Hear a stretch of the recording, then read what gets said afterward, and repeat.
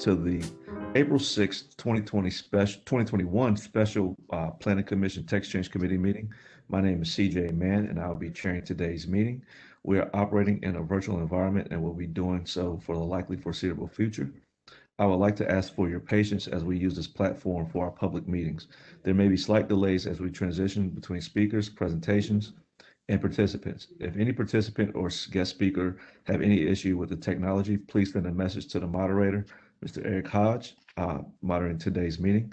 Today we have one agenda on our text change committee agenda for today. It's a follow-up to TC 1919 administrative alternate changes. We had a meeting in March of last month talking about administrative alternates, and today we'll be finalizing those discussions. Mr. Keegan McDonald, I think, presented last month, and whenever you're ready to do so, I'm ready to open up the floor for you. I think we've got two speakers from the public, and after we take public comment, or after we hear the presentation and hear from the committee, then I'll open up the floor for the public. So, Mr. McDonald, the floor is yours.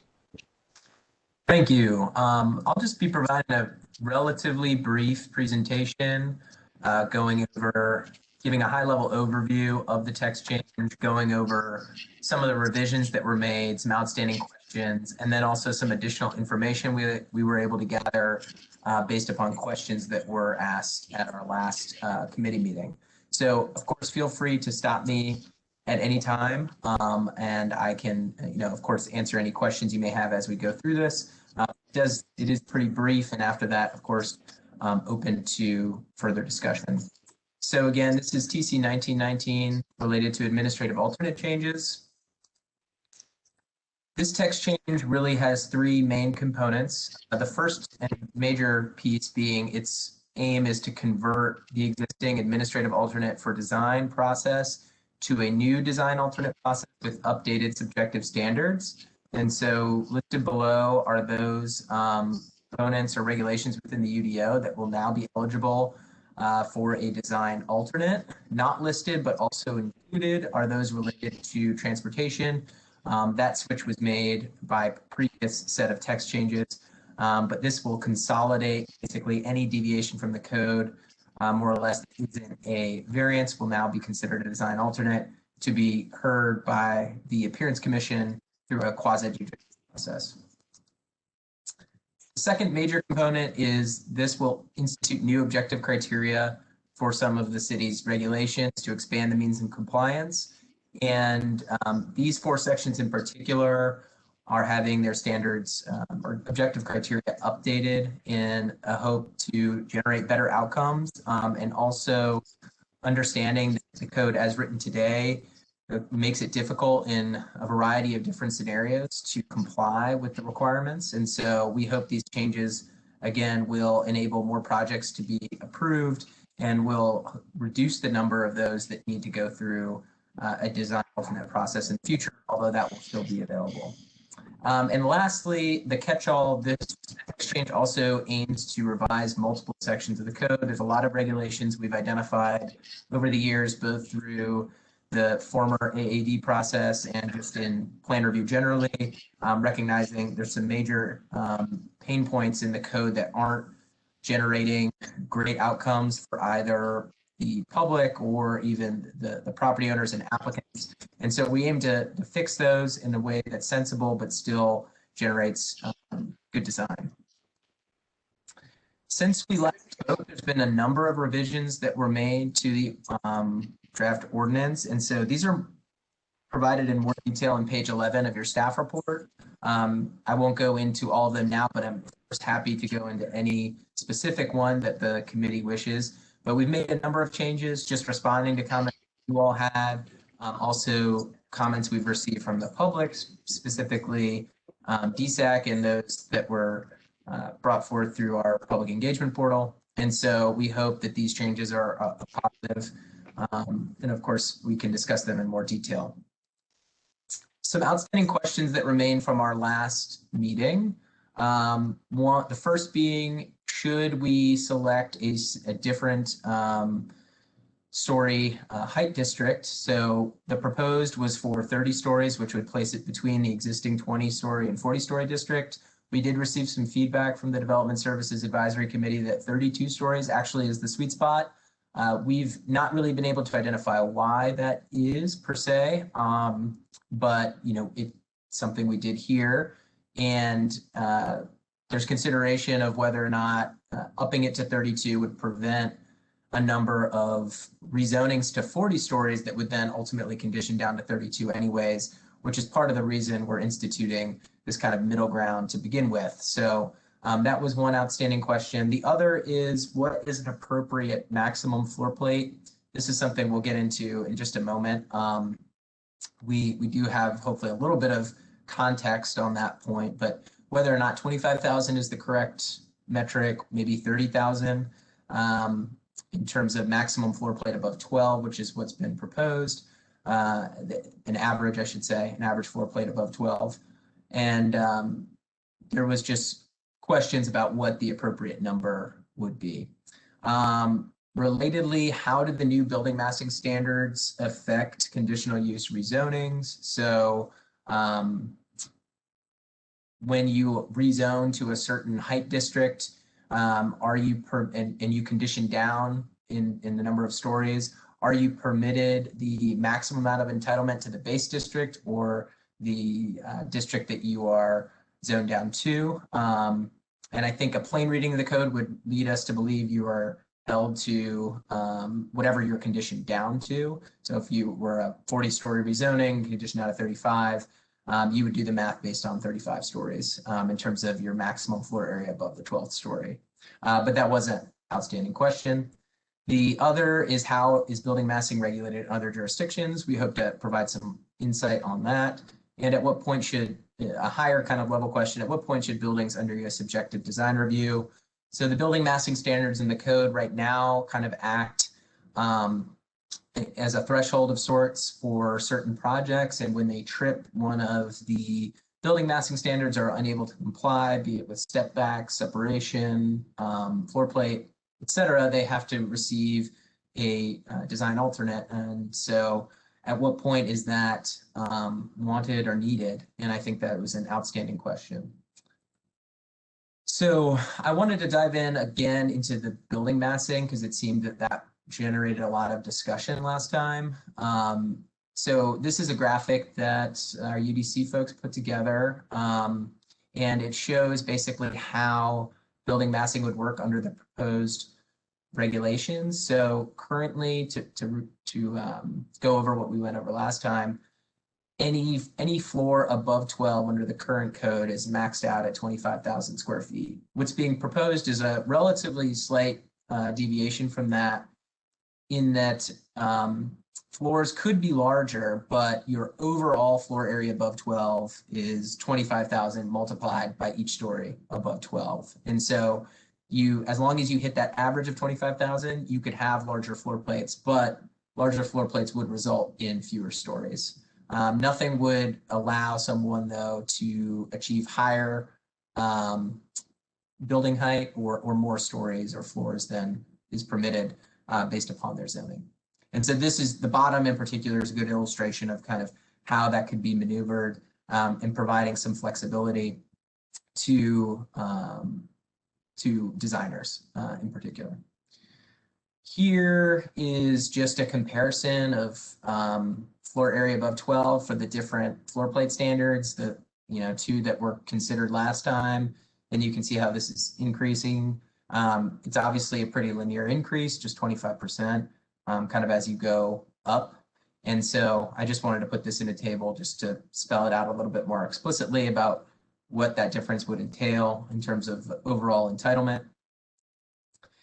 And here is just total building massing if you were to judge it upon a 30,000 square foot lot. And this is just for example purposes only, showing what the overall floor area of the of each tower would be using one or the other standard. I did want to go into a little bit about what we found in other jurisdictions, and I'll certainly ask Lee Stevens, who's also on the call, to hopefully chip in and provide a little bit more context as well. Briefly, before I go into these specific city examples, we did try and investigate what other jurisdictions are doing related to building massing, and it proved difficult for a number of reasons. Raleigh's code is kind of a hybrid model in that we don't regulate based on FAR, which is floor area ratio, a common metric used in other jurisdictions, which basically allows more floor area if you are to take up less space on your lot. And we also regulate building height in both feet and stories, and then above 7 stories, it's just in stories. And so this is kind of a pretty big deviation from how other jurisdictions manage overall entitlement in bulk and massing. And so it's kind of apples and oranges when you're comparing our jurisdiction to others. And what we did then was to look specifically on the floor plate issue and see how that has impacted projects. And in our investigation, we only found one project, which is the Dillon, that received a formerly administrative alternate for design related to floor plate.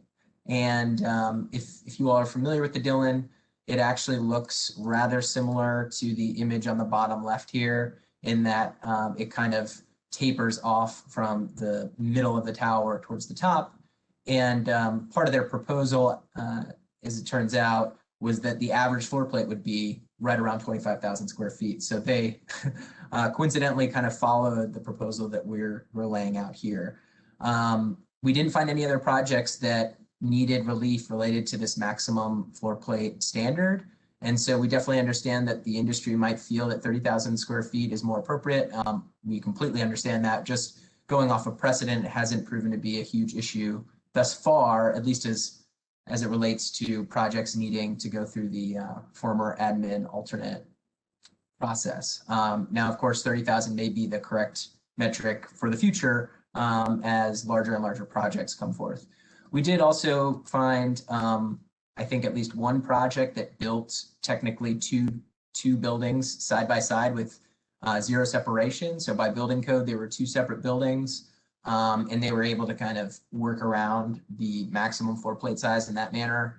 Obviously, doing so, creates a number of other issues or challenges in building two buildings to code side by side. But that was one strategy we saw that I guess could be viewed as a potential workaround or just a alternative option if someone wants to pursue that. So as it relates to other jurisdictions, I actually pulled some information with the help of Lee from a report that the UDC published around 2017 on high impact and high visibility projects. Some of you may be very familiar with this, and I will definitely let Lee speak to some of these points more just a moment. But the reason I pulled this information is just to show other jurisdictions and basically what types of triggers they have in place for review. I will caution that, we are under, here in North Carolina, are under different constraints than other jurisdictions. Many of them have compulsory design review, and it doesn't necessarily have to go through a quasi-judicial process like here. And so we're somewhat limited again, and we are definitely unique in a lot of ways compared to these other jurisdictions. But I just wanted to show you what the triggers are more than anything for these projects, and that they then are subject to subjective design review. As you'll note, many of the jurisdictions that we looked at actually base their design standards off of specific design districts. So the city is split up geographically, and if you fall into a certain category, you hit a certain trigger, then you are subject to design review that's related to that district. And they all have very different districts. Of course, the design standards vary greatly, but that seems to be a pretty common way that other jurisdictions handle it. And in our code, it would really work more indirectly. Basically, if you didn't meet one of these objective building massing standards, then you have to move forward with a design alternate. And of course, the subjective standards that we're proposing for these new design alternates related to building massing are design oriented. So it's kind of an indirect way of providing design review on projects while still keeping within the quasi-judicial procedure. Here's just a couple more in-depth case study examples. This is in Seattle. They have very intensive process that includes design review boards based on district, a design commission for public projects, and even certain administrative design review. So obviously much different than us, but just wanted to give you an idea of what else is out there. Here in Austin, they have design review on private developments only along their core transit areas. And again, a commission that reviews some public projects. And so they're able to kind of provide this level of design review that may be difficult here. But again, it's more so based off a geographical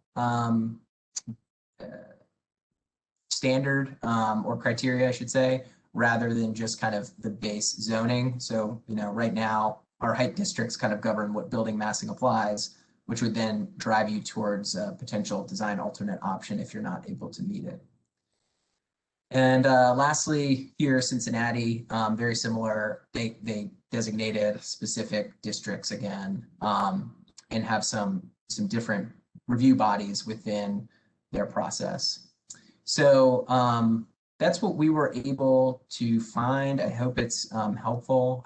Again, I want to note that Lee Stevens is on the call from the UDC. She is definitely the subject matter expert in this regard, and I think was pretty intimately involved with this high impact, high visibility report, or at least in reviewing it.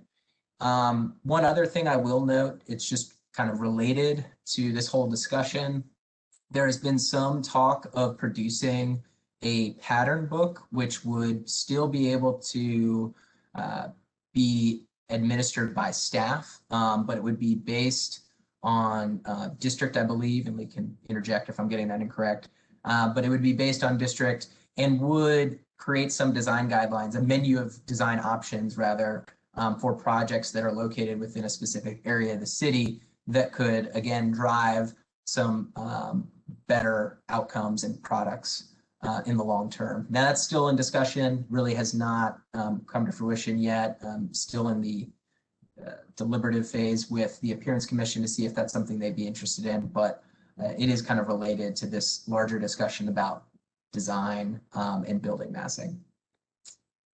So that kind of concludes, I think, the first part of my presentation. I do have a few other items to follow up on, but I would like to stop here and see if the committee has any questions or if there's anything specific you'd like to jump into. Thanks, Keegan.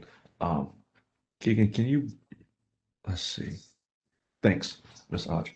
Do we have any questions that we want to address for Mr. McDonald before we proceed at the table?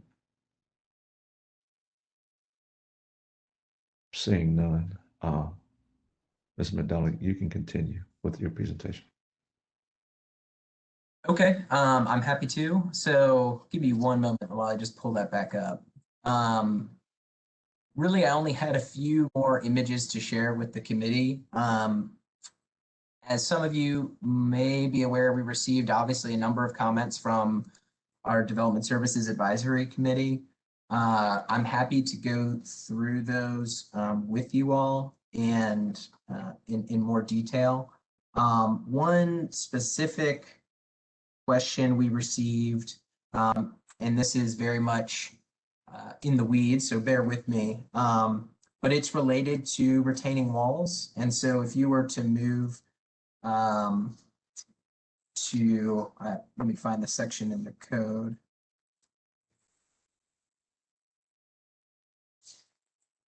Section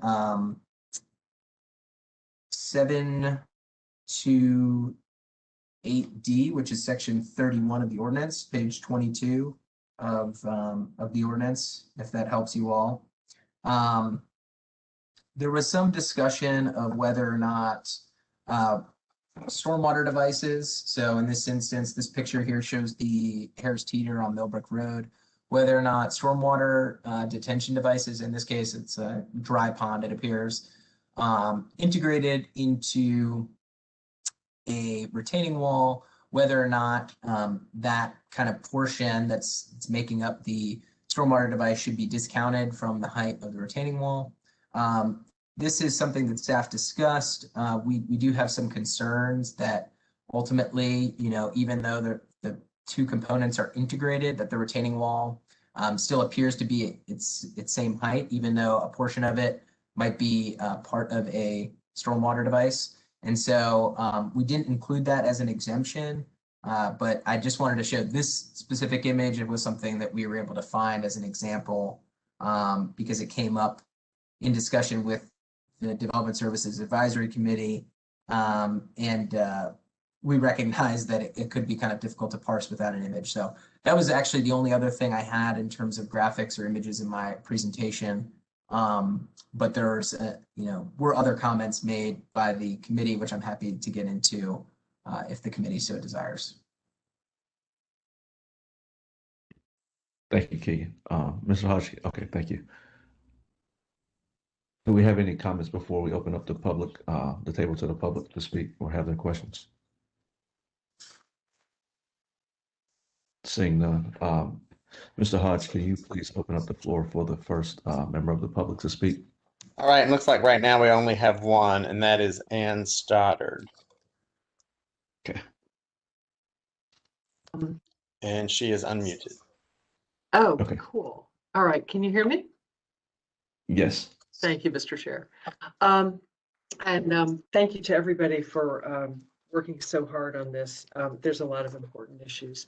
And the couple things I wanted to ask about today were just a few of the items that we had raised that I couldn't quite tell from the revisions sections whether they were being addressed or not. Keegan, the first was the information that David Brown, DC member, had shared.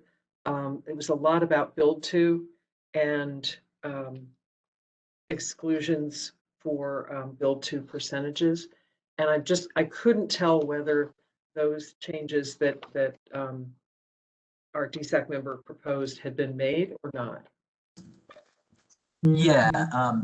So if you would bear with me, I'm happy to share just a copy of the ordinance. Might make it a little easier to kind of track where we are. So I think, and if what you're referring to is this section, Bill 2, Yes. and specifically some of the exclusions, excuse me. So we have reworked that section considerably. We've included some additional elements, let's call them, that can be excluded when calculating build to. I think this mostly tracks with what feedback we heard from DSAC. We created some criteria for how those calculations are impacted when one of these is present on a site. So we hope that this kind of addresses the main concerns that the committee had about this section and hopefully reads a lot clearer. It looks like it absolutely does. And thank you very much for taking me into the weeds, as you say, and straightening that out. Let's see. And then you've addressed Tom Anhut's point about retaining walls. So let's see. I think those were the primary ones that I just wanted to double check. Were there other changes that were made based on DSAC comments? Is that the revision section primarily? So the revisions were inclusive of a lot of other things that staff caught or that we heard from the text change committee last time. Okay. If you give me a moment, I can see whether. Well, and I just found my section because I can be more specific about this one. So it was section 28 where we had concerns about the meets versus are consistent with. And then Yes. also 1, 2, and 3 made sense, but number 4 was really things that you would naturally say, or these are true. And I just wanted to make sure that got changed. Okay. So bear with me because some of the section numbers have actually changed because we had to Okay, add sections. So I think I can hopefully locate what you were referring to. the section, it's a section regarding alternates related to blocks, lots, and access. Okay, great. So this is now the new section 32. Hopefully everyone can see this fairly clearly. To your question about changing meets to consistent with, we did make that change across all of the alternates. Thank And hope that gives everyone a little bit more confidence in the fact that they can, satisfy that specific standard. Also, I think there was a question related to number 4. It maybe there was a typo at one point where it said due to one or more, or one of the following, or something that made people to believe they had to satisfy A, B, C, and D. So hopefully Right. this is satisfactory. I think it makes it fairly clear, and the or is included here as well. So I hope that addresses that concern. Okay. It does, I think. I can't read it from here, but that's all right. I apologize. No, that's all right. Deemed reasonable.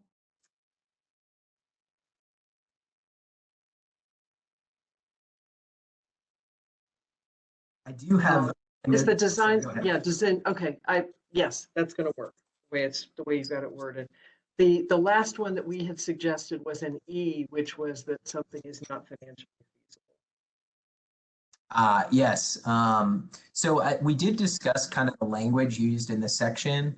And again, even though it shows it being added here, it's only showing being added because it's being moved. So this is existing language elsewhere in the code and it's just being reorganized. That being said, of course, we're open to changing the standards if that's what the committee wants. But we did speak with our transportation folks about some of the language used in here, such as does not increase congestion or compromise safety, which I think there was concern that, for instance, one car could be deemed to increasing congestion. Exactly. Once we received was that this is pretty broad in itself and that congestion is not, it's in some ways, a spectrum and shouldn't be viewed kind of in black and white terms. And they thought this still provided the needed flexibility. Same thing here with the burden of compliance is not, they understood that to allow for, something that was overly costly or would prove, a big time burden to accomplish that could satisfy this specific criteria. Burden of compliance is not reasonable. And so that was intended to be a catch-all for kind of time and money costs associated with compliance. Okay, that's fair enough.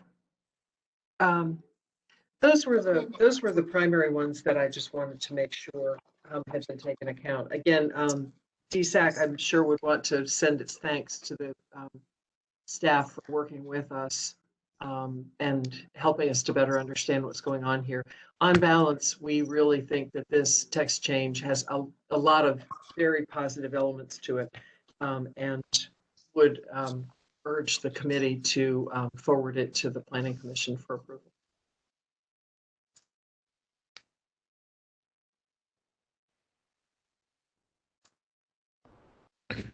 Thank you, Ms. Stoddard, for your questions and comments.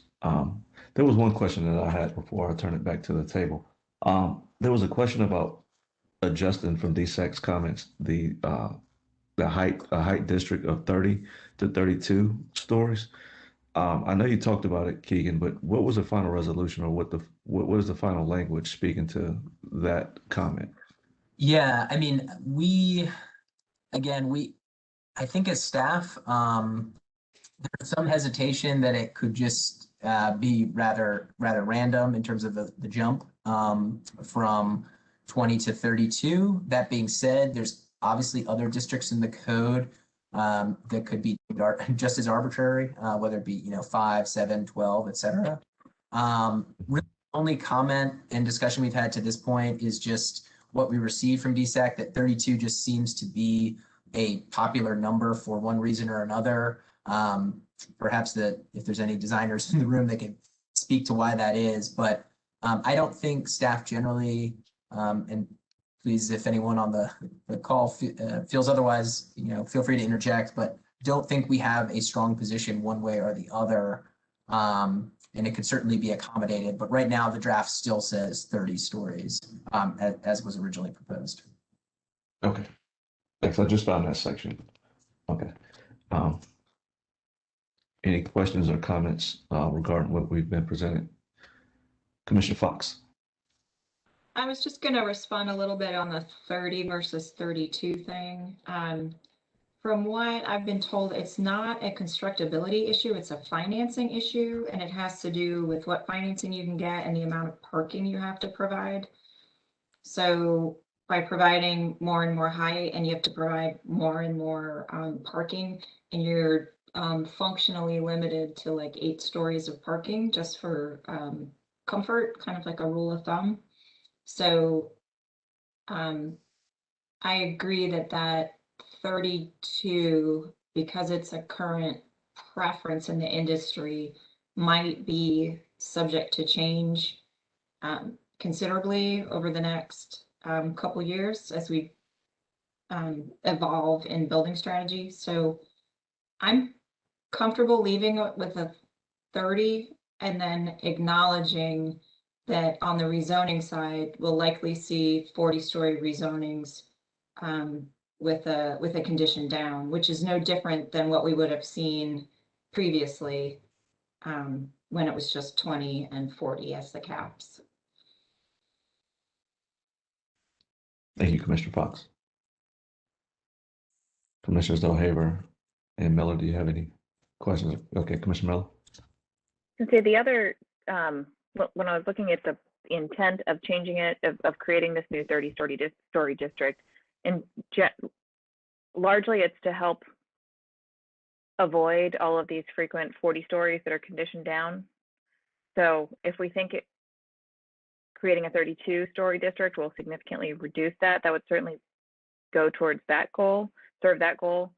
But there might be some other things to balance there and decide that. So I'm curious what you think about that, Commissioner Fox. Commissioner Fox. Thank you, sir. I think, so to your point, you would end up with I wanted to make a 32-story building. I would go in for a 40-story rezoning condition down to the 32 versus currently, I would still have to do the same thing. But if I wanted to make a 28-story building or a 24-story building, I'm still allowed to do that with the 30-story height cap. And I don't necessarily have to condition down in that zone. My guess is people are uncomfortable hearing 40 stories and condition down as a bargaining chip. But I mean, obviously, if you do a 40-story rezoning, you're welcome to build a 32-story tower, but only if your district is in 40. I think it gets rid of the conditioning down in the 20-story range. So anything from 21 stories up until 30. That's my guess at what this hits at. But I did struggle with that piece a little bit, and from the information I was able to gather, that's not a stable target, the 32. So that is likely subject to change. So whereas I'm comfortable if it's the will of the rest of the commissioners to propose 32 versus 30, I acknowledge that 2 years from now we'll likely be addressing that again. That could happen, but it's there's no I don't know if there's a downside to either one. It's just acknowledging that there would still be height reductions in zoning conditions is a likely outcome. Commissioner Haber. Roberta, is that because you're thinking parking requirements are going to be changing? And yeah, okay. So that deals with that sort of that base level. So I would agree that, and we hear it all the time, and I think maybe applicants should probably do a better job of explaining to the public that, yes, they're going in for 40, but it's going to be something else. But I think that is, especially like you said, from 30 to 20, that's a big jump, and people feel like 40, wow, another 40-story building. So I tend to agree. I think 32 is somewhat arbitrary, and I think 20, 30, 40 makes sense. So I would agree with you on that point.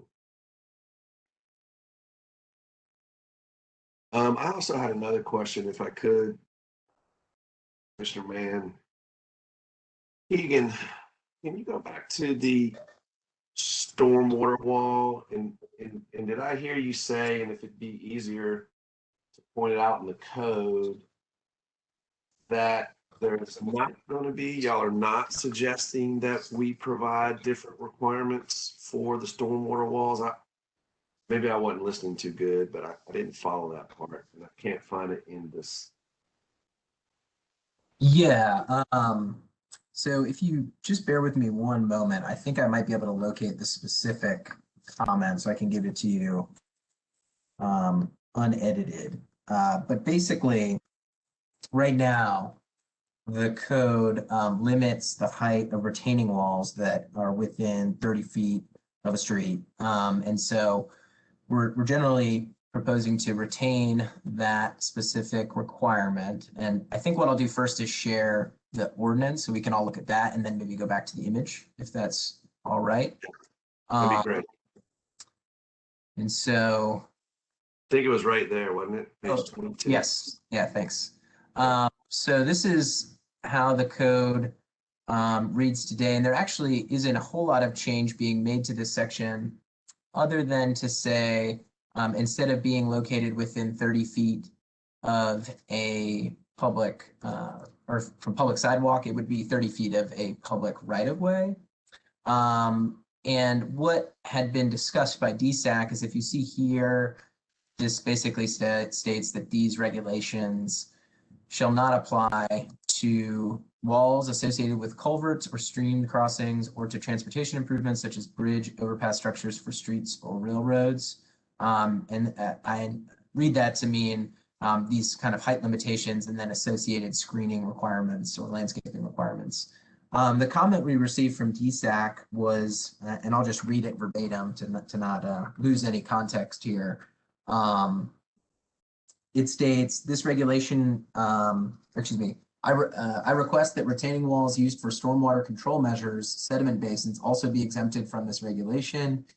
Adding step backs to sediment basins just adds cost with no real benefit, as there is no reason to be concerned about aesthetics of a detention basin. And so obviously you could encounter a condition where you have a retaining wall that mainly functions just as an integrated part of a stormwater device.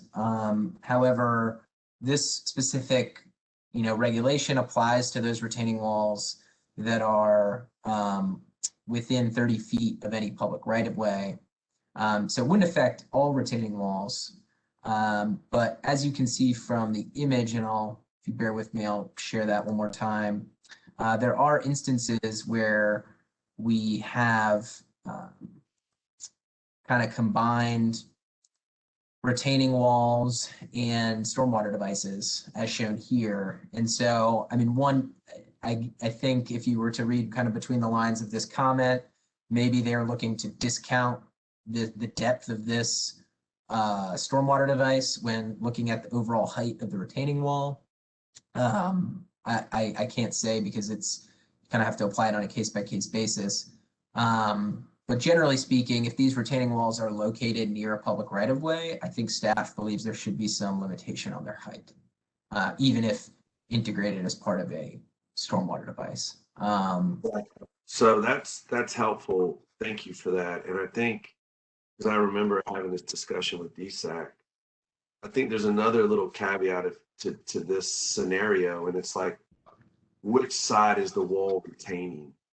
So I mean, if that road was higher and you couldn't see that wall on the other side, then I think Tom's comments about that pond needing to eat into the Harris Teeter site and taking up more land, which is extremely valuable, and perhaps eliminating the ability to do, let's say, another bay of parking along that side. So I do think there could be situations. I understand this view right here. Like, okay, I assume that's within 30 feet of the right of way, and it's a big ugly retaining wall. Like, I get that, but I do have some concerns about the impacts to the developable area of the parcel.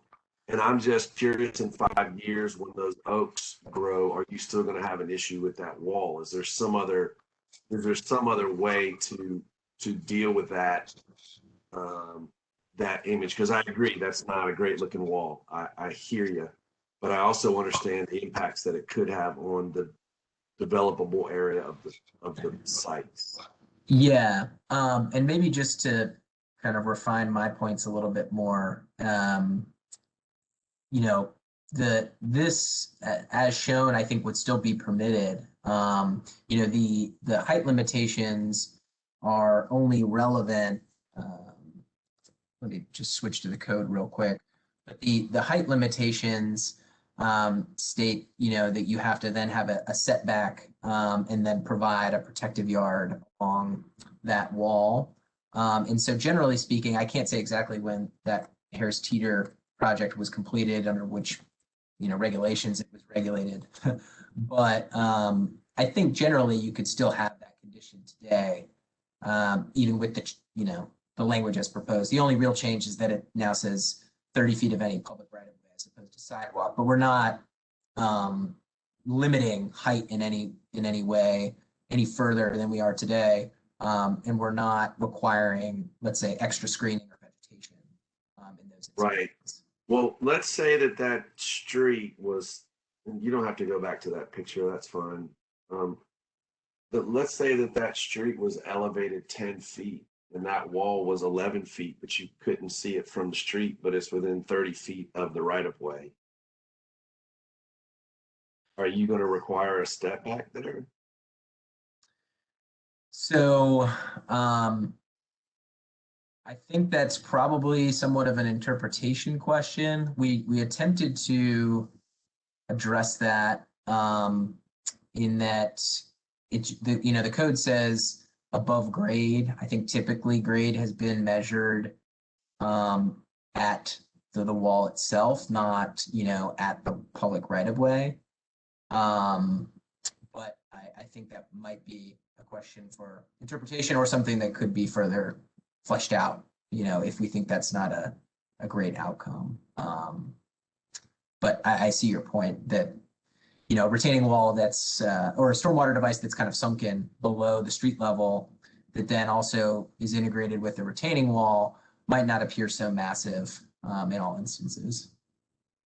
Correct. And I'm reading the text and I do think it, unless Justin or David can tell me otherwise, it does seem like it is somewhat open for interpretation.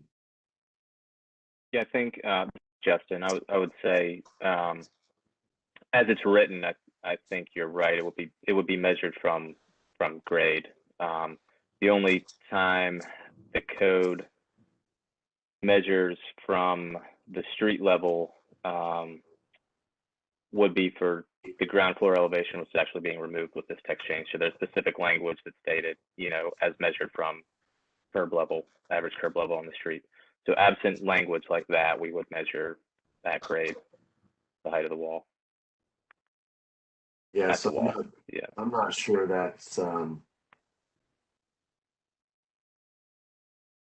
I think we should take another look at that, as my own personal opinion. I see Roberta shaking her head. I'm not sure what Blaney and CJ think, but sorry, I'm not calling y'all commissioners today. It's been a long 2 days. I'm just going for it. Sorry, y'all. I don't know if y'all have thoughts on that. Commissioner Miller and Commissioner Mann. I'm sorry, could you, I was distracted with something related to my kid. Could you repeat that question? Or the, Yeah, so if you remember the Harris Teeter that Egan pulled up, and the retaining wall closest to the street looked like it was fairly short, but as the stormwater device went away towards the Harris Teeter, there was a larger wall. And my only question is if that retaining wall there along the street was actually 11 feet high, it was within 30 feet of the right of way, but as Keegan said, that the stormwater device was, for lack of a better term, sunken below the street level, you would not see that massive retaining wall. And the way the language is written now, I believe Justin just confirmed that they would measure that wall from the bottom of the stormwater pond and thus would be taller than 10 feet and then would require step backs, a 2-foot step back for each additional height.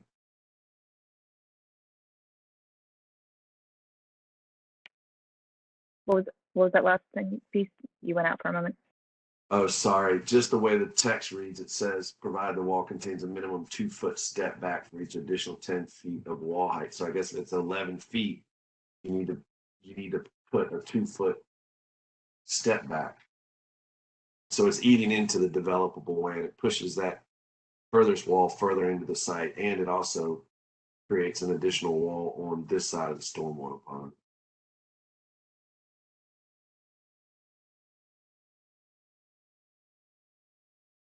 What was the question that you were posing? Or did you just want a clarification about that, or there's a policy question for us? No, I was just saying, do you agree that we should look to revise the text to not require that in that instance, that it's not visible from the street? I'm not sure exactly what the text needs to say, but that it eliminates the need to take up additional land in that particular condition. Commissioner Fox. Thank you for that. Commissioner Haver, I'm like trying to draw little diagrams as you're talking. So, in that sense where the roadway is higher than the stormwater device is the beginning of the concept for this alternate situation.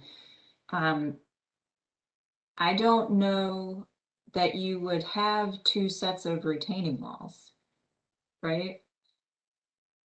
Because the entirety of the site would likely be at that lower elevation, unless it's like a little bathtub and then you're back up to the site.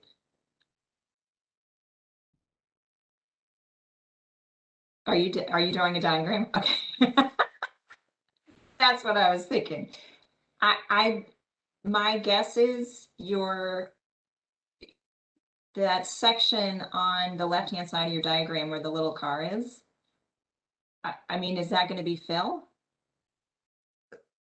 Because if the elevation of your parcel is lower than the elevation of the street, I don't know that you would build a second set of retaining walls.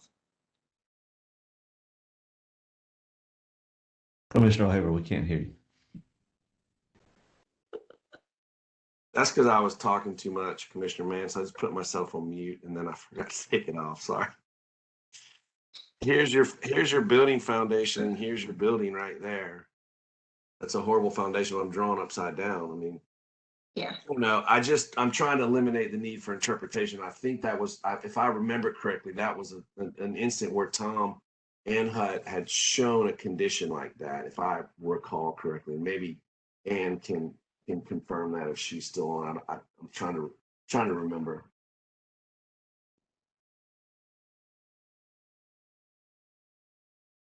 If y'all don't think it's an issue, I'm not trying to belabor the point. I'm just trying to, if it comes up, it's going to be measured from, it's going to be, the way it's written now, it's going to be measured from the bottom of the retention pond, and you're going to have to do a step back. Commissioner Miller. So I am in favor of adding that clarity if that's the goal. But from a policy standpoint, if there's something substantive there, I'm going to defer to the three of you as the practical subject matter experts. Commissioner Fox. I do think it's worthwhile looking at. Just so you don't, I think it's going to be a very unique condition. But I do acknowledge I don't want staff to be put in a position of having to make an interpretation for this. If we could have a little bit of clarity on that piece.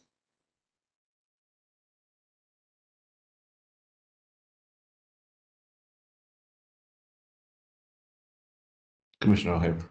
Yeah, I've got just a couple more. Keegan, if you could, I did see one of the comments from DSAT. If you could go back to that spot about easements.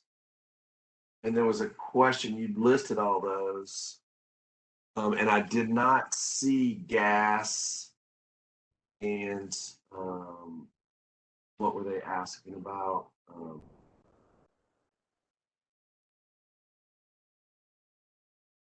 Shucks, where did I find it now? Yeah, so we classified that as private utility easements, pre-established and recorded. Okay. We separated that out from the public easements. 10-4. Yeah, just That because. makes sense. Yeah, and to explain our wording here, we wanted to recognize that sites could be encumbered without the knowledge or without the actions of a particular property owner with a large easement that makes it difficult to comply with build to. We did not want to enable applicants to game the system for private utility easements that we get them out of build to. So that's why we're using the language pre-established and recorded here. Already Makes sense. Makes sense. Thank you for that. And then the last one, I know I had a question before about 5 stories along the shod yard. And I guess yes. Yeah, that's something that we cleared up. I'm happy to move to that section. If you give me one moment. So thank you for pointing that out. Originally, we had just changed the 75-foot number to 80 feet. What we've done is add language to recognize how it's been interpreted today, such that in the SHOD 1, you are limited to 5 stories or 80 feet or the maximum allowed height of the underlying district, whichever is less. So that's how it's actually applied today, but we've added that language to make it more explicit because it was vague. And then let's see, the maximum allowed height of the underlying district or 5 stories, whichever is less. So you're still limiting it to 5 stories. Yeah, and that again, I think that is how they've been applying it. That no matter the circumstance, if you have a SHOD 1 overlay, you can't go taller than 80 stories or 80 feet or 5 stories. Right. And I should know this, but if you could just refresh me on the difference between the SHOD 1 and the SHOD 2, because what's allowable on SHOD 2? Is there requirements on SHOD 2? In terms of height, Yes, sir. there is a height requirement or height limitation. I think it's more lax. I would have to look it up to be sure. I'm happy to do that while we're discussing. I think it's more lax though. I'll try to look it up too. We'll see. Okay. Okay. But you'll probably find it faster than me. I think that, let me look at my notes, Chairman. I think that's all I had. Thank you. So the SHOD basically just states that buildings and structures cannot exceed the maximum allowed height of the underlying district. So it doesn't impose any additional height limitations, whereas the SHOD 1, regardless of your underlying district, you're maxed at 5 stories or 80 feet. So the SHOD 1 is more restrictive. That was helpful. Actually, Chairman, I lied. Can I ask one other question? Go ahead. Can we go back to the I know we talked about this last time. I'm looking at my notes from the last meeting, the 25,000 versus 30,000 square foot floor plate. Sure. And would you like to go to the ordinance or one of the slides? I think the slide was kind of helpful the last time. Okay. Bear with me. Let's see.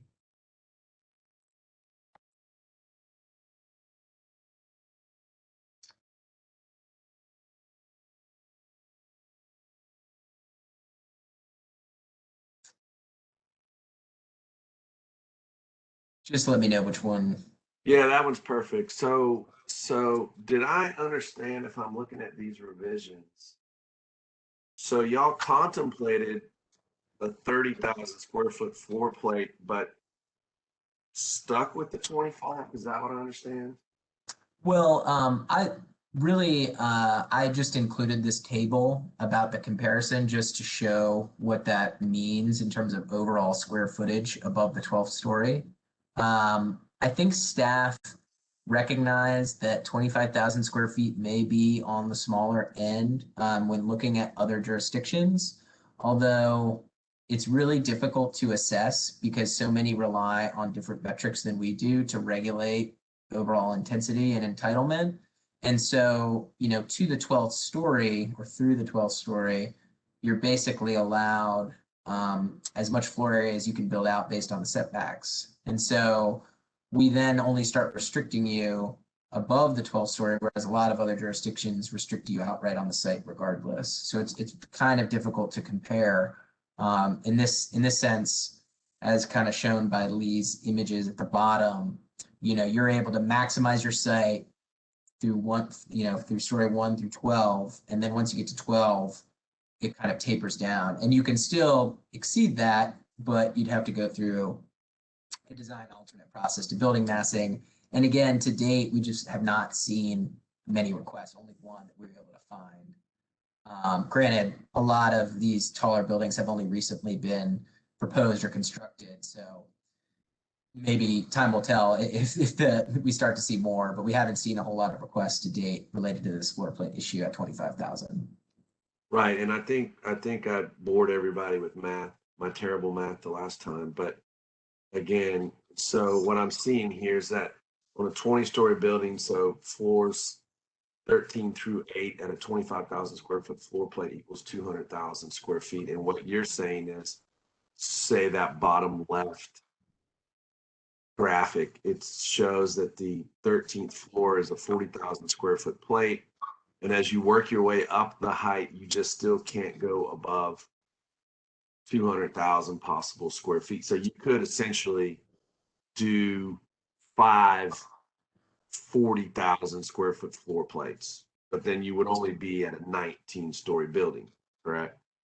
Yeah, that's correct. So you could, I'm similarly nervous about doing some math on the fly, but the point stands that you can build larger floor plates than 25,000, but that would ultimately reduce the number of floors you could build because the way to get to your maximum number of stories permitted by the district would each one would need to be no more than 25,000 square feet on average. And so, and then I guess, yeah. So the image on the bottom right is a good example. So you see there, it shows going up to 50,000 square feet per floor, but then they're limited to fewer floors because Right.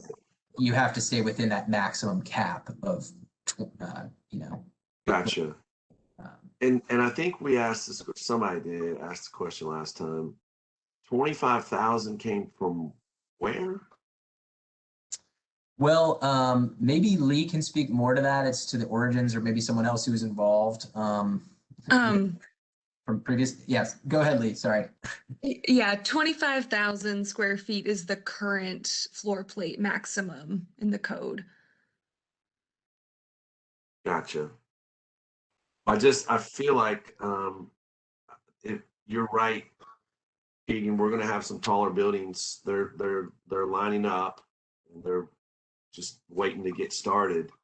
But I just, if anybody would kind of know, it would be David Parker at Kane. And I remember him having some concerns about that, saying that 25,000 square foot floor plate, maybe Bert can help with that on the architectural side or the constructability side, but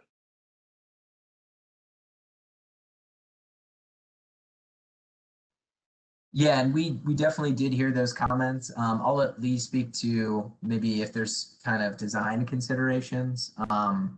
But we just struggled to do kind of an apples to apples comparison. So we were left looking at what's been built to date. And so maybe Lee has some more context about our comfortability with 30,000 versus 25,000. Yeah, I do agree that on the horizon, we are going to be seeing more buildings that are going to need to use larger floor plates. But the point of these standards are to reduce the bulkiness of buildings. And so with that in mind, I think that it could be a good thing to leave in there that buildings that are going to be bulkier and have those larger floor plates do get that extra level of scrutiny from a subjective group that can examine the design aspects of it. So that was sort of our thinking, and it is kind of a tricky line to balance. We don't want to make anything that's unbuildable for people or undue burden, but we also want to make sure we're getting the best design and the best products that we can. And I think that this is a good way to achieve that balance.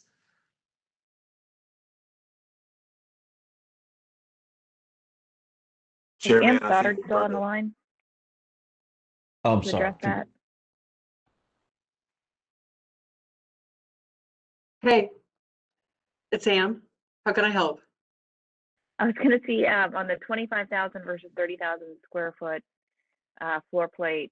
I was going to see if you had any additional comments there as to the need for something more than 25 or 30 specifically. So 25 is considered now kind of an old floor plate dimension, and 30 is really the way that that construction has gone.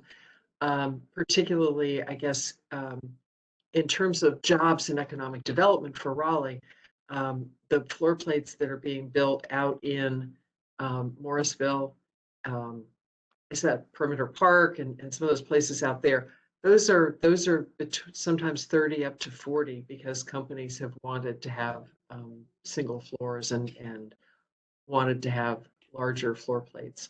So from an economic development standpoint, I mean, that's something that is a limitation on Raleigh right now. Those kind of those aren't 30,000 as a floor plate isn't something coming in the future. It's happening now. Commissioner Haber.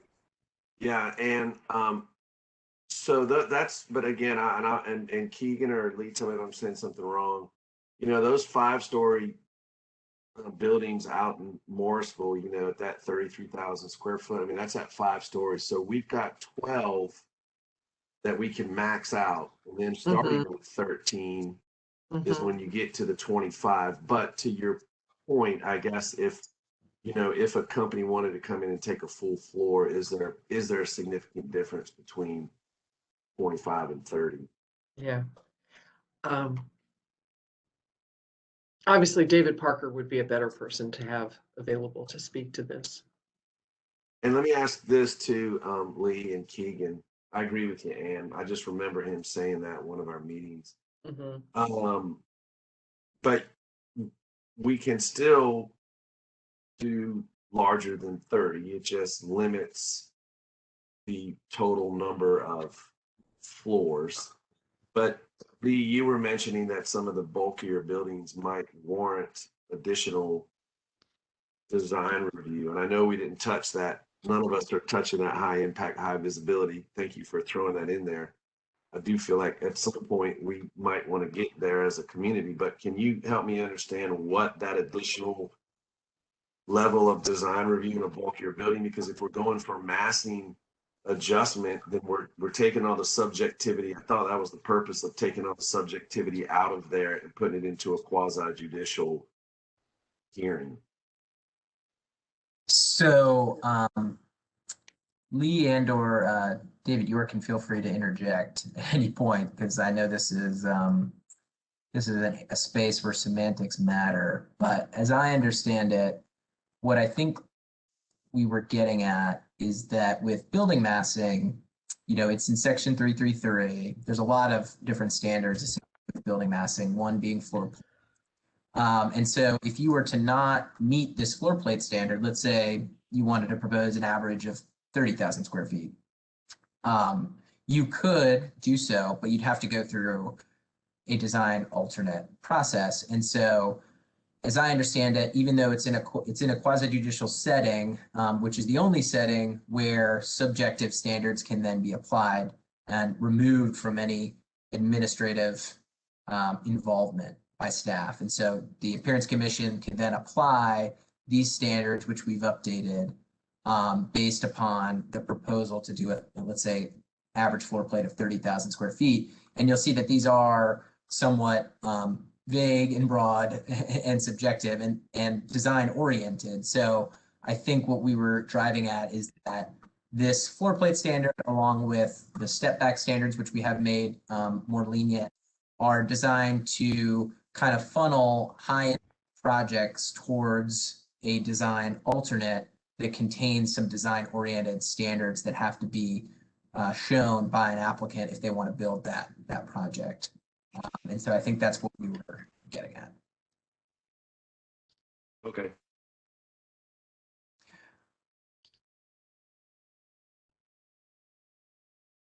Well, I'm not sure if they're, go Yeah, ahead. Commissioner Fox, I just saw you. Thank you, sir. Was going to ask, what is I don't know if this is a question for Lee or Keegan. What's the impact of keeping that section, I think it was section C you just had pulled up, Keegan, with the allowance, but putting the lower threshold at the 30? So I think it was answered previously as an all or nothing, but my question is, there you go. Above the 12-story buildings are allowed 30,000 square feet of buildable area. What is the impact of that, keeping the rest of that section the same? So let me just make sure I understand correctly. To keep the flexibility of the floor plate the same, but just bumping up the base metric that you're using to 30,000? Yes, ma'am. So all that would change would be the maximum amount of total square footage that you would get. And Keegan, I think, had a nice table that showed the difference there between, for each district, what would the total square footage for the tower portion look like for 25,000 square feet? Yeah, there it is, versus 30,000. Okay. So just overall intensity of use and bulkiness, and it's not a huge jump, but it's there. So the idea was just to step this a little more gradually.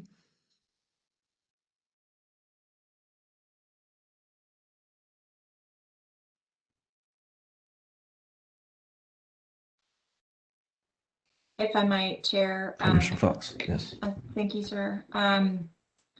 I think I'm not going to put words into the DSAC's mouth here, but my assumption is the request to bump that up to 30 has to do with putting tech users on upper floors versus putting them only on floors 1 through 12.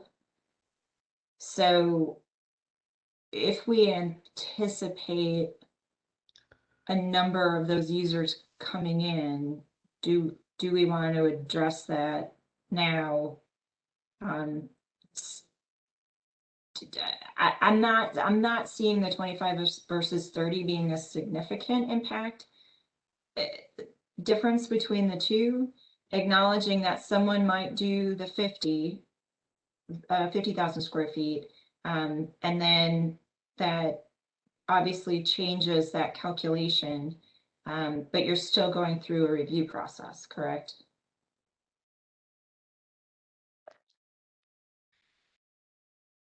You would only go through the review process if you weren't meeting some aspect of the letter of the code for building massing.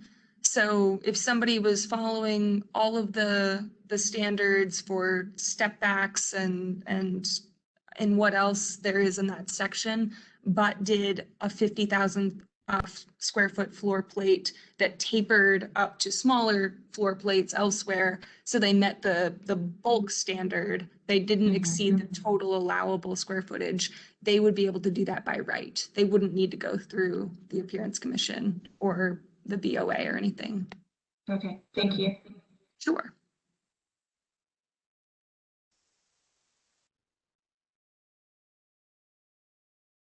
Commissioner Miller, I'll stay your hand.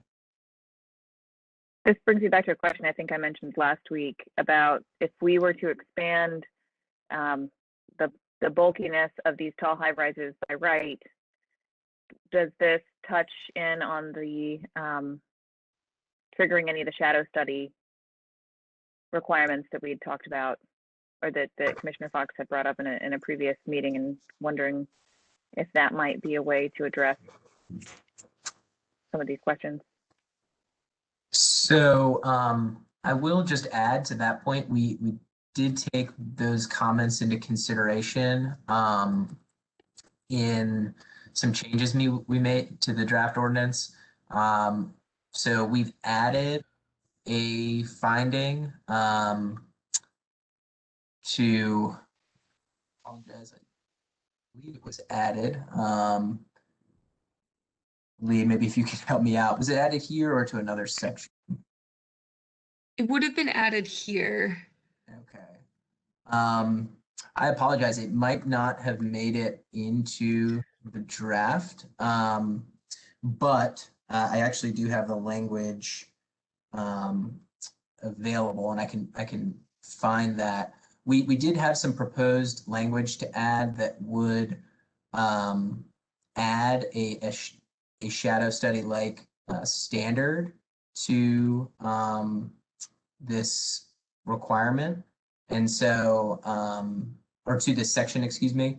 And so if that's something that the committee would like to see, I'm happy to bring that up. I apologize it didn't make it, but we did, or Lee, I should say, did draft some language to that effect.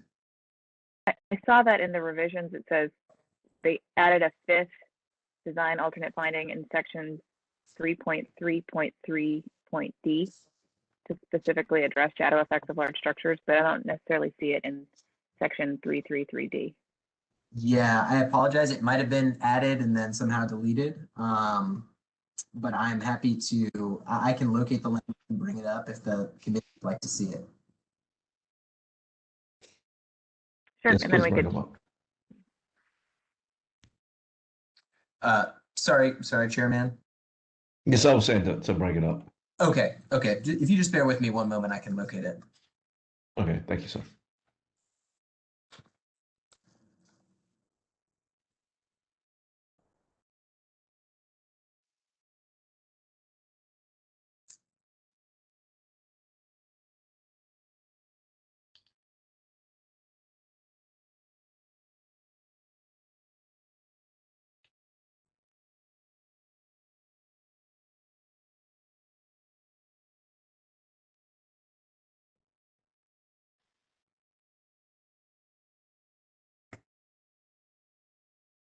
Sorry, one moment.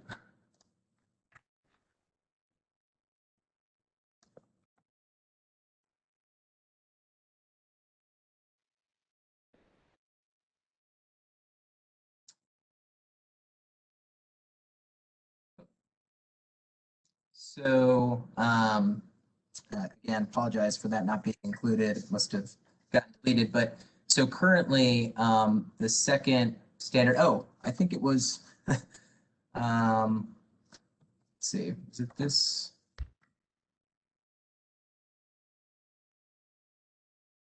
Is it the section 4, subsection 4? Yeah, I think it was the one after that, Keegan. Okay. Let's see. Section 4 now says the building uses other architectural treatments to increase light at the pedestrian level and reduce the scale of the building and visually reduce the scale of the building. Is that what you're talking about or something else? We were proposing adding an additional one, specifically saying that a shadow study or other evidence to illustrate the impacts at pedestrian level. That's a rough summary of the language, but it was more specific than finding 4.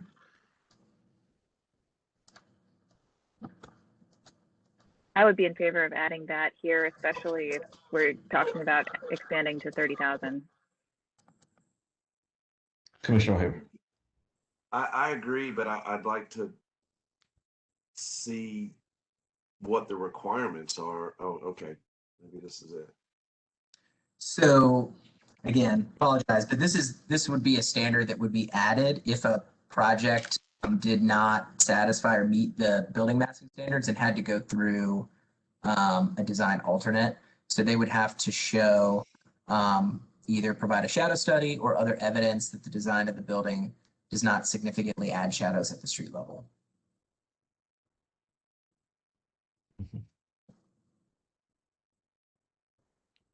Commissioner O'Hara, does that answer your question?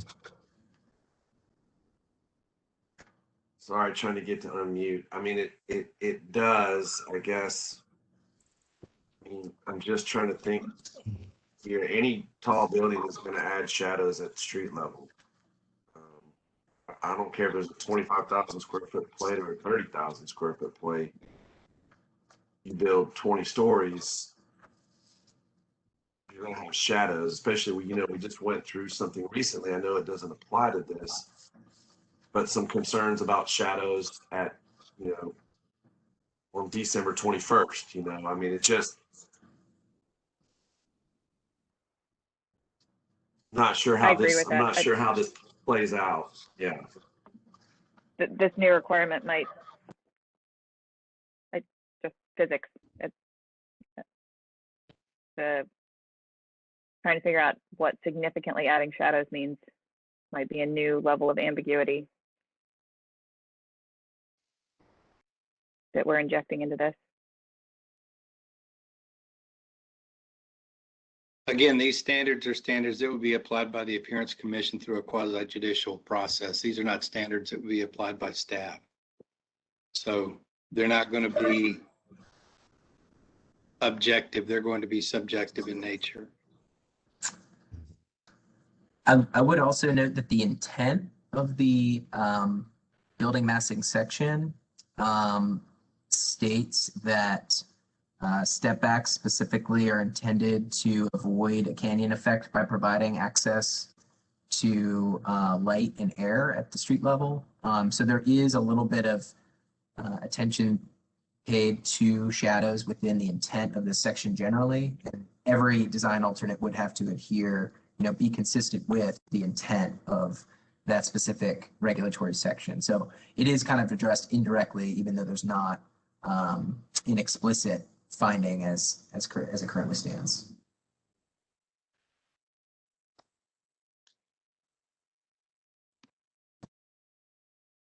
Commissioner Fox. I think you might have said this, Commissioner O'Haver, I apologize. I think the intent of a shadow study is not necessarily shading at the street level. It's impact to adjacent property and public space. So maybe it's a revisit of this particular section to address that versus the last phrase as it's currently written.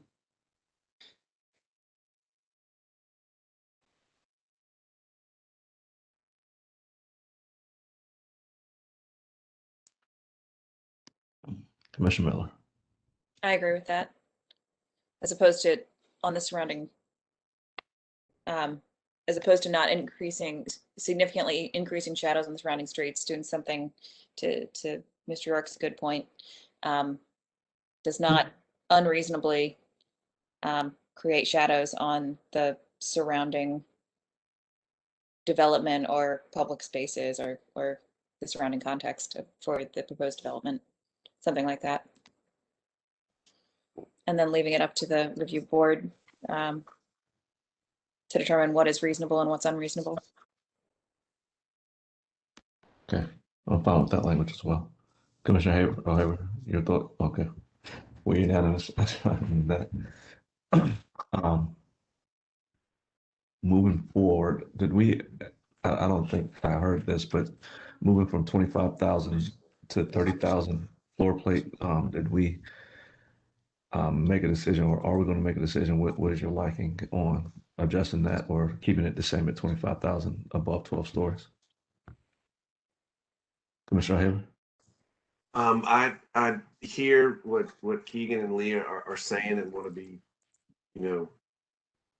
sensitive to that.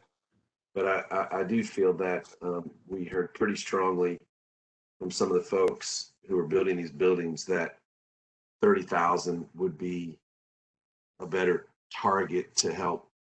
And so I would be comfortable again with these added language to help deal with Lee and Keegan's concerns. I would be comfortable bumping that up with that added language to help address some of their bulkiness issues. Okay. Wait. Keegan, what is our deadline of action on this? I'm not seeing it in front of me right now. I think that's what we call a special meeting because we need to get this out. Yeah, that's correct. So the absolute deadline that we have is for this committee anyways, without a request for extension, is today, because the full planning commission needs to be able to vote it out before the 24th. So that would be their meeting next week on Tuesday. Okay. So today for the committee is really the deadline without. Okay. So what I'm hearing is that we need to make a final amendment moving forward to change 25,000 to 30,000 square feet with some language regarding negative effects of that. And then also we're going to stick with the 30-story new level on the in the ordinance. So I guess let's look at that language so we can make that final recommendation before we move it out of here to full planning commission next week. Mr. McDonald, can you bring that language up where we're talking about the stories above 12 stories going from 25,000 to 30,000? And can you also bring up what you had talked about if we go to 30, the negative impacts of that? Sure. So changes to the floor plate size would be in a couple different locations. They would be here, so we would just change this 25,000 figure to 30 here. Still keeping the average kind of metric, which we think gives, again, some more flexibility to people. And then it would also need to be changed down here as well, where it actually exists in the table today. Okay. So these two sections say the same thing, but we just find it useful to kind of have it in both places. So that's where the change from 25 to 30 would be. Okay. Without any objection, I'm seeing none. So we'll go ahead and agree to change all of the 25,000 sections with 25,000 verbiage to 30,000 square feet. And then I think one other impact that we had was the quasi-judicial process that the appearance commission would be looking at. So I don't think we have to do any changes with that. I just think that's more of a subjective process than us needing to make it an ordinance or text change. Yeah, I mean, I think there is an option to maybe include some more explicit language related to shadows in one of the findings if the committee thinks that would be useful. it kind of gets at it again indirectly related to increasing height, or excuse me, light at the pedestrian level. I don't know if that's sufficient, but could potentially add some Can we shadow. jump to that section? Because I think Commissioner Miller had some great language that could go there. She just mentioned it a couple Yeah, minutes I think ago. it would be probably best suited in the existing standard number 4, but we're of course open to locating it wherever the committee thinks is best. Commissioner Miller, what do you think about locating or inserting it right here on number 4? I defer to staff. I mean, sounds fine to me. I defer to staff on that. Okay. But I was asking you, I'm sorry. Let me be clear. I was asking you, yeah, more. Yeah, I would like for you to state what you stated earlier so that we can get the language straight to put in here on section 4. I think I previously stated that the building does not, I might tweak it a little bit, does not cause undue shadow impacts on the surrounding public parks and open spaces, private amenity areas, and surrounding streets.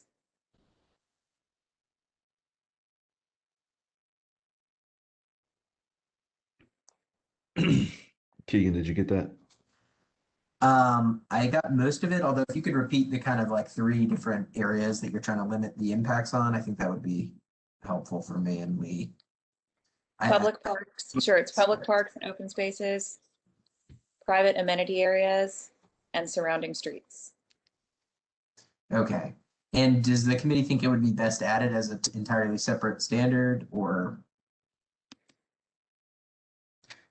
integrated into one of the existing ones? We're happy to just kind of figure that out, but if you have a preference, we can accommodate that. I'm reading number 3 and 4 right now. I think it might be a standalone from my point of view. Okay, I'm seeing a head shake in agreement with Commissioner Fox. Commissioner O'Haver, what do you think? Okay, so let's make that a standalone statement and not add it to number 4. Okay.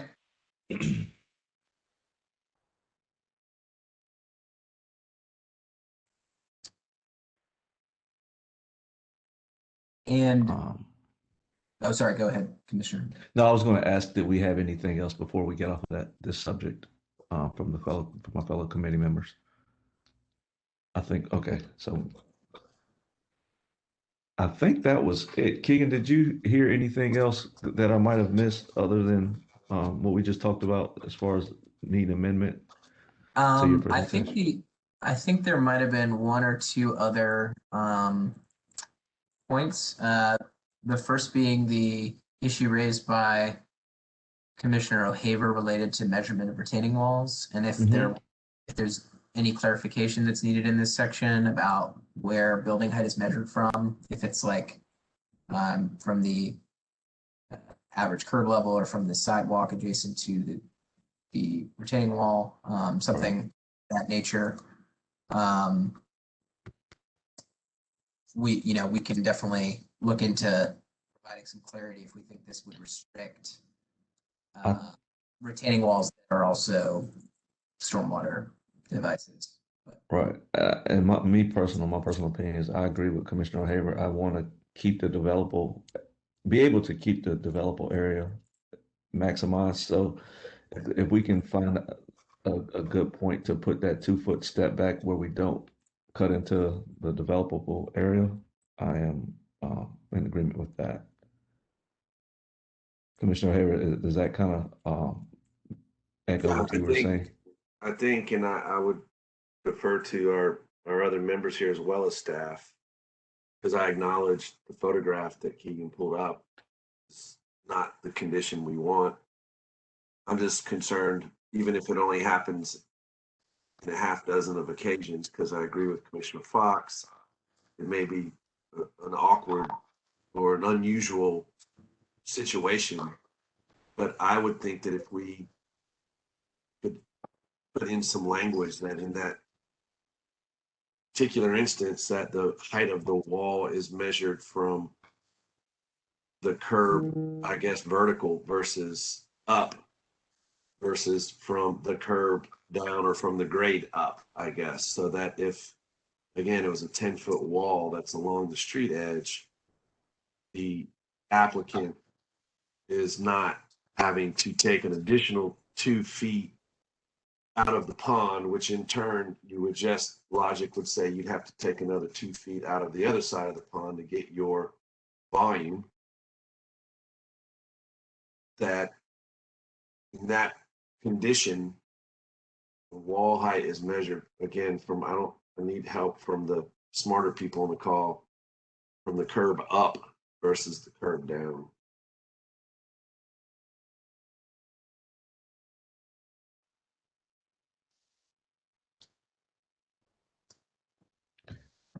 Any suggestions? Mr. Hodge, can you bring that, the language up or, about the retaining walls? Thanks. Yeah, so at present, it just says above grade, which has been interpreted to mean immediately adjacent to the wall. I think there are some options potentially in the code. We could look to the now kind of soon to be defunct ground floor elevation requirement for some guidance so that it's measured from the average sidewalk or street grade, if that's preferable. I don't know if there needs to be any further qualification that only when a retaining wall is integrated into a stormwater detention device, meeting the conditions above, that height shall be measured from sidewalk or street level, adjacent sidewalk or street level. I guess there's a few options to explore there, but there is some precedent for this kind of measurement.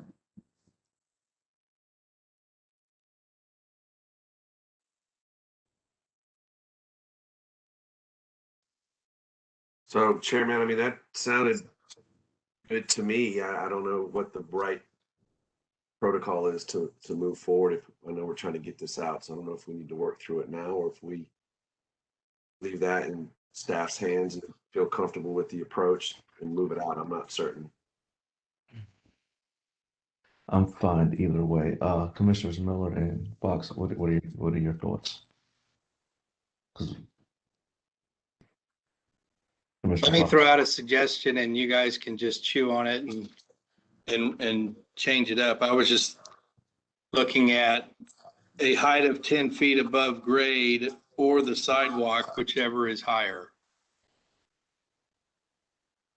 I mean, you can add average grade, average sidewalk elevation, but it would be 10 feet above above grade or sidewalk elevation, whichever is higher. But I don't know, Justin and Keegan, Lee, what are y'all thoughts with that kind of edit?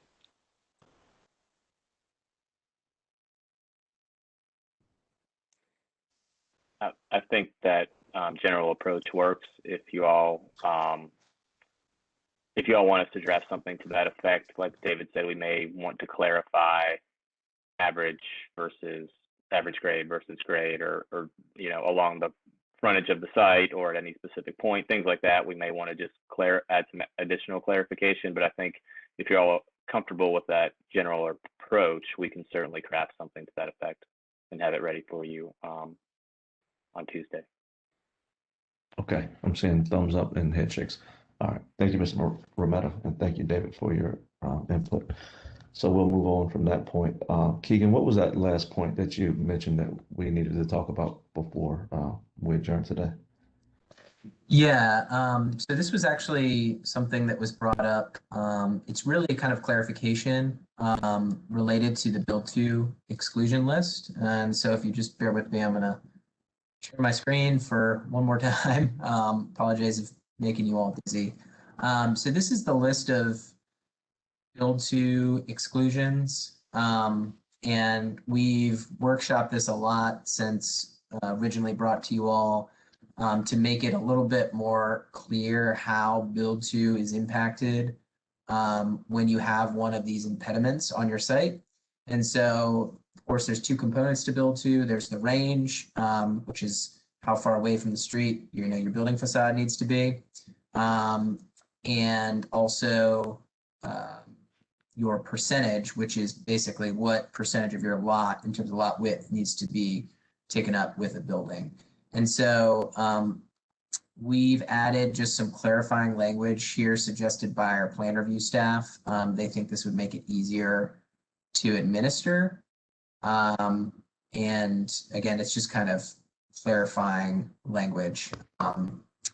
The first point is that if you have a perpendicular impediment on your property, let's say an easement that's kind of bisecting your property, that it has to reduce the buildable range. It basically has to go far enough into your property that you couldn't comply with build to. You'd be squeezed to a build to range of less than 10 feet for that portion of the property in order to reduce your range, or excuse me, your percentage down. The second point is just that for parallel easements where you still, let's say you have a 10 to 50 foot build to range on your property, if you have a parallel impediment that only takes up the first 5 feet of your property, you would still be able to comply with build to as written. Even in an instance where you had a really large parallel impediment on your property, as long as you have 10 feet or more within which to place your building, that build to range, that the build to is still measured from the right of way line. So again, these are just this is clarifying language that our plan review staff thought would be helpful in administering the section, and kind of falls in line with the intent of what we're getting at, providing some leniency when you have an impediment, but not letting you be completely off the hook for complying with build to. Okay. Thanks, Keegan. Mr. Hodge, can you bring back the full screen? Thank you. Commissioner Haber. Yeah, thank you, Chairman. Keegan, I guess so if I understood that correctly, that as long as you have 10 feet that you can build into, and that would address any foundation issues, et cetera, right? Is that where the 10 feet came from? Because so the 10 feet is actually kind of a lateral measurement. What it's getting at is that, let's say you have maybe make it more simple, a 0 to 20 build to range. So you have to be between 0 feet and 20 feet from the right of way in terms of your build to. If you have a impediment, let's say it's an easement on your property that's only 5 feet wide and it runs along the entire length of your property going parallel to the street, you would still be able to place your building between 5 and 20, right? You can't place an easement, but you'd still have 15 feet to place your building. And so what we did as staff was try to think of a number that would be reasonable. And so we said, if you still have 10 feet of build to range within which to place your building, then you should still be able to comply. But if you're squeezed more than that, then you would measure from the edge of the impediment to give yourself kind of more buildable area. right. Well, that makes sense. I just want to make sure foundations are being considered for that. And it sounds like if within 10 feet, I can't imagine foundation would be larger than that, because they're going to go out some distance out from the face of the building. And if there's an easement there, they don't allow footings and structure in the easement. So I just want to make sure there's enough room to push the building and the foundations have enough room. And I think I see. Yeah. I'm thinking 10 feet is adequate, but I mean,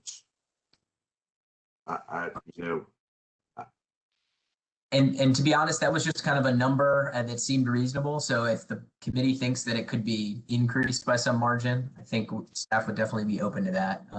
We were just trying to ensure that someone doesn't get completely off the hook with a large build to just because they have a 5-foot easement on their property, that they don't then get from the easement line.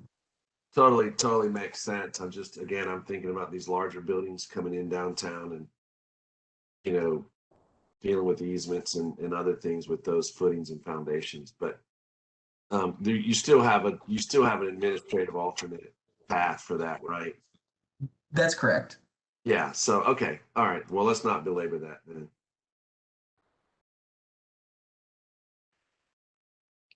Thanks, Keith. Thank you, Commissioner O'Hare, for your comments. Do we have any other comments? I'm seeing head nods and shakes that we're in agreement with that last point about the 10-foot bill, well, the 10-foot bill too. Any other comments or questions before we adjourn? I think we've got a clear overview and a clear standing of what we change and what we want to have happen.